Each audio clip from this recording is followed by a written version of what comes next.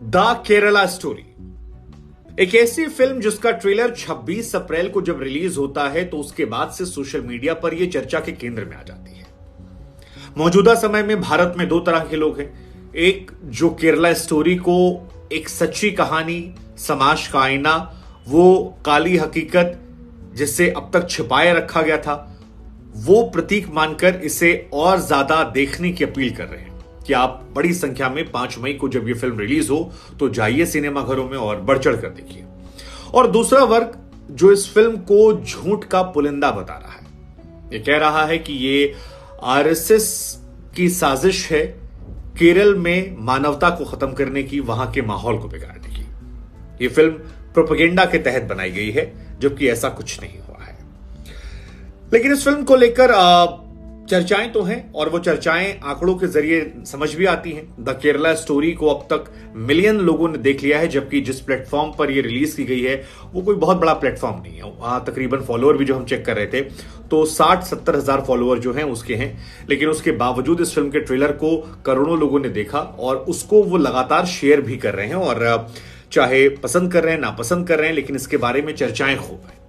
अब सवाल यह है कि क्या है केरला स्टोरी और क्यों इतनी ज्यादा चर्चा में है? क्या दिखा दिया गया ऐसा ट्रेलर में जो लोग बिल्कुल ही इस पर टूट पड़े हैं? अब इस फिल्म का ट्रेलर देखकर यह समझ में आता है कि एक लड़की है शालिनी उन्नी कृष्णन, जो बाद में फातिमा भी बन जाती है। इस कहानी में दिखाया गया है कि हिंदू लड़कियां 3 हॉस्टल में रहती हैं, वहां पर एक मुस्लिम लड़की आती है जिसके साथ वो इन्वॉल्व हो जाती हैं, और वो मुस्लिम लड़की किसी एजेंडे का हिस्सा रहती है जो अपने दोस्तों को धीरे धीरे इन्फ्लुएंस करती है। उनको ये समझाती है कि जो अल्लाह है वो सिर्फ आपको बचाता है, कभी भी जो रेप होता है वो किसी नकाब बुरके वाली के साथ नहीं होता, और ऐसी बहुत सारी इन्फ्लुएंशियल बातें जो हैं वो करके यहां दिखाई गई है। फिर उसमें जो उसके बैकस्टेज में लोग होते हैं वो उस लड़की को समझाते हैं कि सुनो, इन लड़कियों को कन्वर्ट करवाना है तो इन्हें फिजिकल रिलेशनशिप में इन्वॉल्व करवाओ, मुस्लिम लड़कों से रिश्ता बनवाओ, उसके बाद वो फिजिकल होती हैं, फिर निकाह होता है, निकाह होने के बाद उन्हें एक प्रोपेगेंडा का हिस्सा बनाया जाता है जिसमें वो सीरिया चली जाती हैं आईसिस के लिए युद्ध करने, और वहां पर वो पकड़ी जाती हैं, जिसके बाद पुलिस वाला उनसे सवाल पूछता है कि तुमने आईसिस क्यों ज्वाइन किया। अफगानिस्तान में सवाल होता है तो कहती हैं कि क्यों ज्वाइन किया, इससे ज्यादा जरूरी सवाल है कैसे ज्वाइन किया, मैं कैसे शालिनी से फातिमा भी बन गई वो जानना है, और मेरे जैसी हजारों लड़कियां हैं जो इन्हीं रेगिस्तानों में दफन हैं।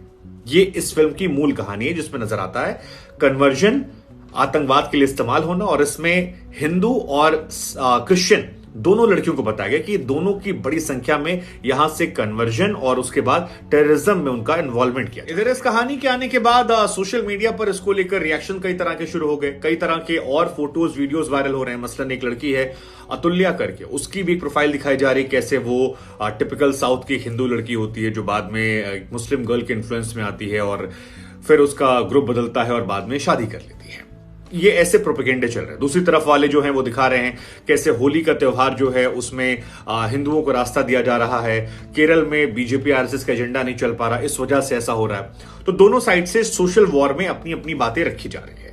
लेकिन फिलहाल करंट कहानी यह है कि केरल के सीएम जो हैं पिनरई विजयन, उन्होंने इस फिल्म को आरएसएस बीजेपी का एजेंडा बता दिया है। केरल के डीजीपी जो हैं इन्होंने इस फिल्म को लेकर एक ऑफिशियल शिकायत दर्ज करवा दी है, और केरल में जो कम्युनिस्ट पार्टी है और कांग्रेस है उन दोनों ने मांग की है कि इस फिल्म को रिलीज ना होने दिया जाए, क्योंकि ये फिल्म जो है ये पूरी तरह से एजेंडे पर बेस्ड है और ये वहां के माहौल को बिगाड़ सकती है, वहां पर किसी प्रकार की गलत गतिविधियों को या लोगों को प्रोवोक कर सकती है। ये एक बड़ा मैसेज जो है वहां से दिया जा रहा है। शशि थरूर ने भी एक पोस्ट किया है, कहा, क्योंकि वो सांसद हैं केरल से, उन्होंने कहा कि ये आपके केरला की स्टोरी हो सकती है, हमारे केरला की स्टोरी नहीं हो सकती है, और ये आपका प्रोपेगेंडा है।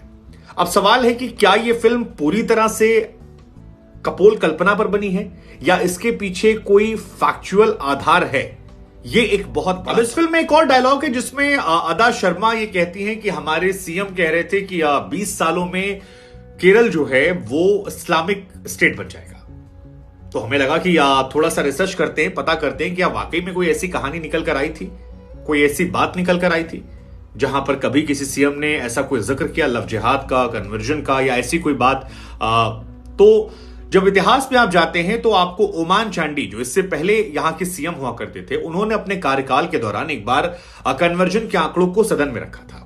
2006 से 2012 के दौरान 7,713 लोगों ने इस्लाम धर्म कबूल किया था। यह बात उन्होंने फैक्चुअली डेटा के साथ रखी थी। हालांकि ये 7,713 लोग जो हैं ये सभी महिलाएं नहीं थी, इनमें पुरुष भी थे। और 2009 से 2012 के बीच में जो कन्वर्जन हुए थे उसमें महिलाओं का आंकड़ा उन्होंने रखा था 2,667।